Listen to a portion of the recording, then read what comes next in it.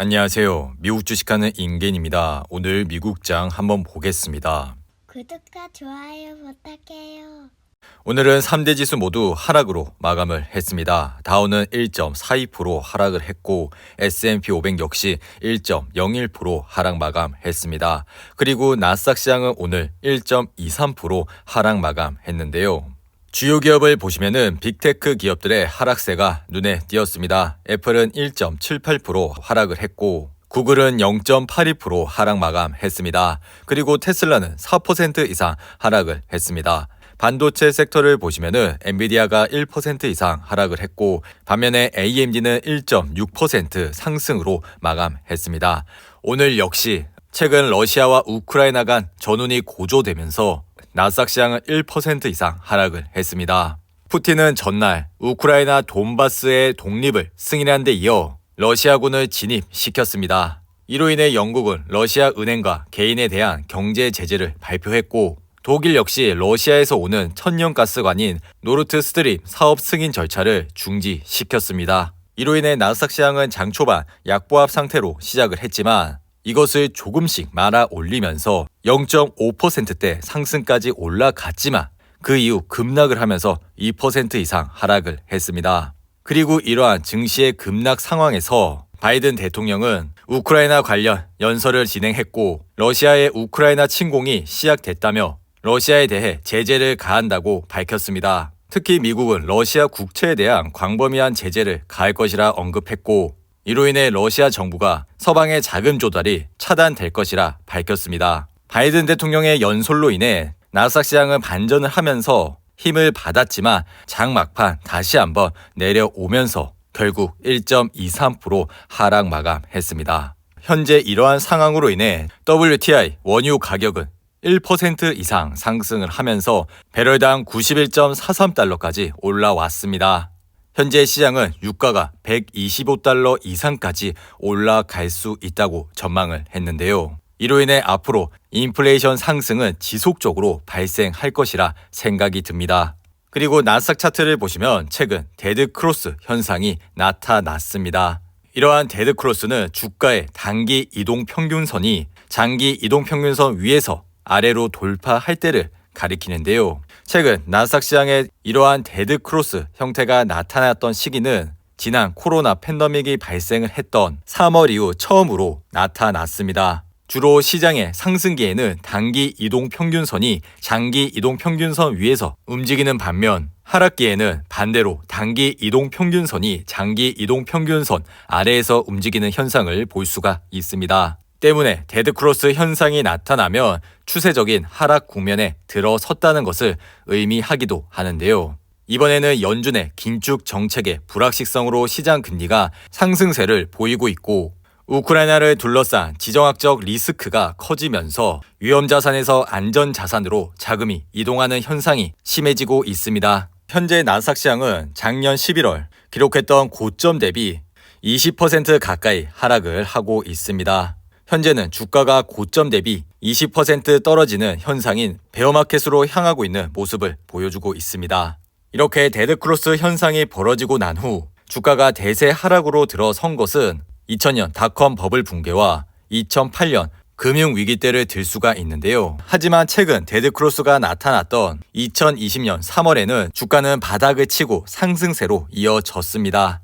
하지만 현재 상황은 이러한 전쟁에 대한 이슈가 언제 마무리가 될지는 모르는 상황입니다. 그렇기 때문에 장기 투자자라면 현재가 저가 매수를 할 수 있는 포인트가 될 수가 있다고 생각이 드는데요. 하지만 주가의 바닥은 아무도 알 수가 없습니다. 현재 나스닥 시장은 이전 저점까지 내려왔고 드디어 쌍바닥 수준까지 내려왔습니다. 하지만 아직 시장에 이슈들이 남은 상황에서 이러한 포인트에서 올인을 한다기보다는 많이 떨어진 날 분할로 저점 매수를 한다는 생각으로 투자를 해주시면 좋을 것 같습니다. 그리고 비트코인 시장은 현재 37,000불 선에서 흐름을 이어가고 있는데요.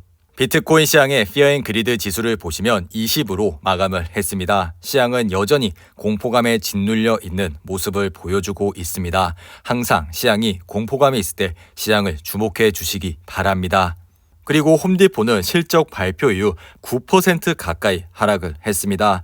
홈디포는 이번 4분기 실적 발표가 잘 나왔음에도 불구하고 최근 광범위한 시장의 매도세로 인해 이렇게 주가는 큰 폭으로 하락을 했습니다. 그리고 소파이 역시 오늘은 10% 가까이 하락을 했는데요. 최근 은행 소프트 업체를 11억 달러에 인수한다는 발표 이후 이렇게 주가는 10% 가까이 하락을 했습니다. 소파이 차트를 보시면은 작년 11월 이후 지속적으로 하락을 하고 있습니다. 그리고 소파이는 오늘 하락으로 인해 RSI는 35까지 떨어졌는데요. 최근 금리 인상 이슈로 인해 이러한 중소형주들의 흐름세가 좋지 않고 그리고 오늘은 인수 합병권으로 이렇게 주가는 급격하게 떨어졌습니다. 지속적으로 말씀을 드리는 거지만 앞으로의 시장은 이러한 순이익이 바탕이 되지 않은 기업은 당분간 수익을 내기가 쉽지 않을 것이라 생각이 드니 기업에 현금이 많고 순이익이 발생을 하는 우량한 기업에 집중적으로 투자를 해 주시기 바랍니다. 그리고 포드 역시 오늘 4% 이상 하락을 했습니다.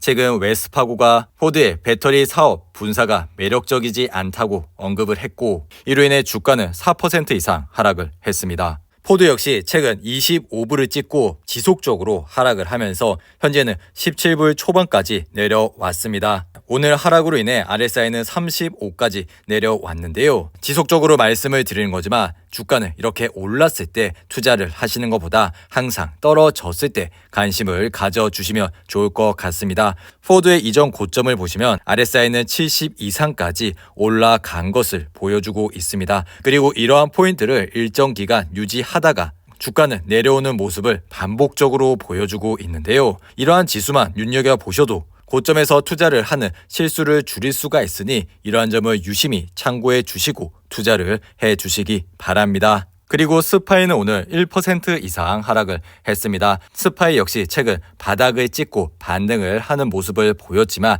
다시 한번 이전 바닥까지 주가는 내려온 모습을 보여주고 있습니다. 그리고 아래 보이시는 RSI 지수도 눈여겨보시라고 말씀을 드렸는데요. 스파이는 오늘 하락으로 인해 RSI가 36까지 내려왔습니다. 스파이의 RSI가 30대 초반까지 내려가게 된다면 관심을 가져주시라고 말씀을 드렸는데요. 주가는 이렇게 바닥을 치고 올라갔을 때 투자를 하시는 것보다 쌍바닥을 확인을 하시고 관심을 가져주시는 게 현재 시장에서는 가장 안전한 방법이라고 생각이 드니 이러한 점을 잘 참고하셔서 투자를 해주시기 바라고요. 그리고 작년과 재작년에 개별 주식을 하시면서 시장의 수익률을 이기시지 못하셨던 분들은 올해라도 이런 스파이와 같은 좋은 ETF에 매달 적립식으로 투자만 하시더라도 좋은 수익을 얻으실 수가 있다고 생각이 드니 이러한 점을 잘 참고하셔서 투자를 해주시기 바랍니다.